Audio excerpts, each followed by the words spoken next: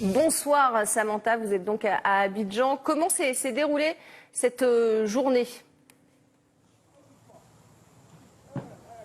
Alors aujourd'hui, cet après-midi, plutôt, l'ancien président Henri Konan Bédié a tenu une conférence de presse aux côtés de Pascal Affi-N'Guessan, qui est le leader d'une frange du FPI, le Front populaire ivoirien. C'est le parti fondé par Laurent Gbagbo, le grand absent de cette élection.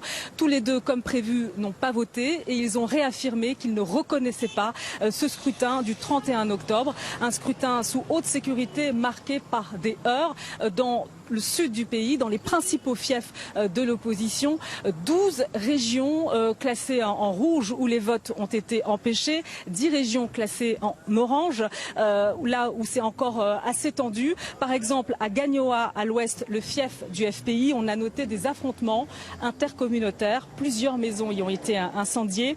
À Adzopé, à l'ouest, des affrontements entre manifestants et forces de l'ordre ont été relevés. Et puis ici, à Abidjan, où nous nous trouvons, dès la fin de matinée, des échauffourées ont éclaté à Blocos, proche du quartier chic de Cocody, là où le président sortant, Alassane Ouattara, candidat pour un troisième mandat, a voté à 11h ce matin. Et puis à Yopougon, Kouté, une commune populaire d'Abidjan, on a noté la présence d'hommes armés de machettes. La population s'est terrée chez elle. Et au moment où on a quitté notre hôtel pour rejoindre la commission électorale, au niveau de la terrasse, on pouvait observer une épaisse colonne de fumée en provenance justement de cette commune de Yopougon. Abidjan, où aujourd'hui, durant toute cette journée, la vie s'est quasiment arrêtée, une ville morte. Ce soir, la vie reprend peu à peu son cours dans les quartiers populaires. Au total, 35 000 hommes étaient mobilisés pour sécuriser plus de 22 000 bureaux de vote qui ont fermé leurs portes. Je vous propose d'écouter une réaction que nous avons recueillie ce matin du Premier ministre ivoirien Ahmed Bakayoko. Mais la sécurité à 100% n'existe pas. Quand vous avez 10 000 bureaux de vote, vous en mettez trois agents par bureau de vote, ça fait 30 000.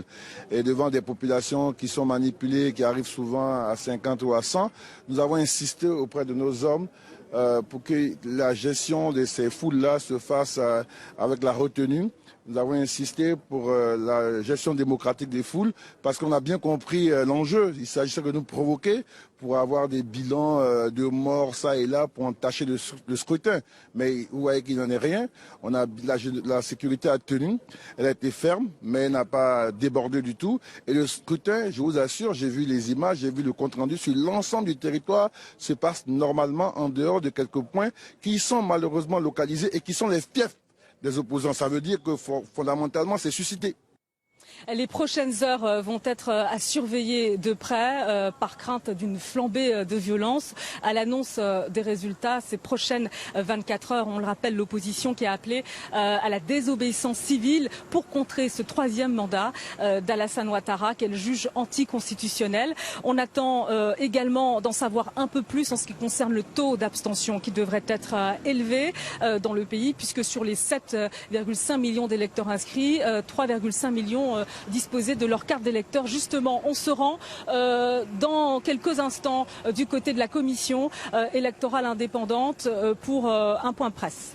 Merci beaucoup Samantha Ramsamy pour toutes ces précisions. L'opposition qui affirme ce soir que c'est un échec du coup d'État électoral. Fin de citation. Merci Samantha Ramsamy en direct d'Abidjan.